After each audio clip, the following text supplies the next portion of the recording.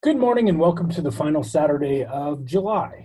As summer keeps rolling on, we have a small return to normalcy this week. We got baseball back, which is, as most of you know, a very big deal for me. Wanted to get a video out to everybody to cover our weekly market update. So this week we saw another meandering market earlier in the week, and the news and headlines kind of pushed us lower as we saw different things push the market on Thursday and Friday into the negative space. Small down week. We have continued to see the value versus growth story continue for a third week in a row. So we're going to want to keep a close eye on that.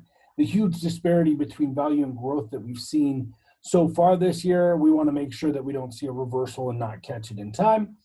Housing figures have continued to surprise to the positive side. We continue to see housing figures return to pre-COVID levels, helped out obviously by record low mortgage rates. We'll want to keep an eye on that as well. Renewed tensions between the US and China has started to concern both institutional and retail investors alike.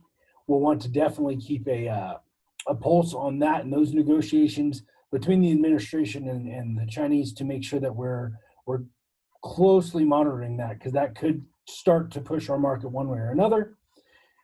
We also have a very, very big week in the economic calendar this week. We have GDP figures that we've been speculating about since the beginning of the quarter. They come out on Thursday with the advanced figures, so we'll start to have a real understanding of the pandemic's effect on our GDP in Q2, which kind of bore most of the shutdown and things like that. So we'll want to discuss that in probably next week's video, as well as durable good orders, always a really good measurement to make sure how things are going in the overall market.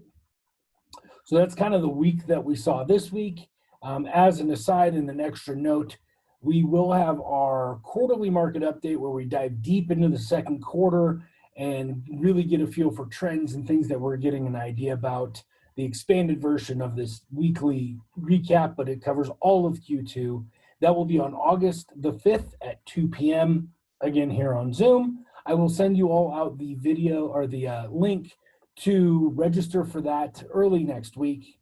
And as a special bonus, we actually have one of our top realtors in the Las Vegas market, Mr. Corey Tushin, will be joining us.